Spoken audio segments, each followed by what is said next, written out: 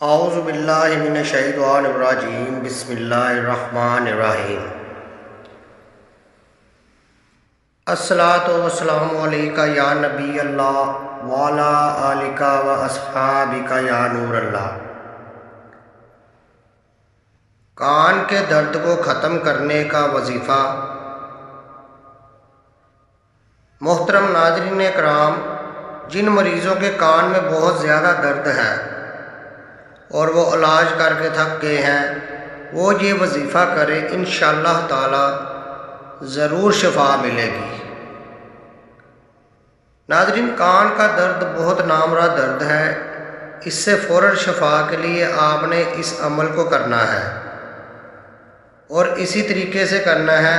آپ نے خالص سرسوں کا آئل لینا ہے اور اس کو ہلکا گرم کر لینا ہے، پھر اس پر آپ نے 121 مرتبہ آیت کریمہ پڑھنا ہے، یعنی لا الہ الا انت سبحانک انی کنت من الظالمین۔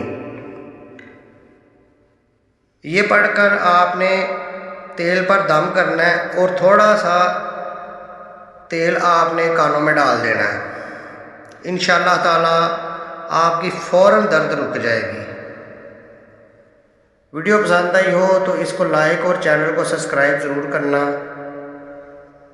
اور بیل والا آئیکن بٹن ضرور دبائیں تاکہ میری مزید ایسی ویڈیو کا نوٹیفیکیشن آپ تک پہنچ سکے۔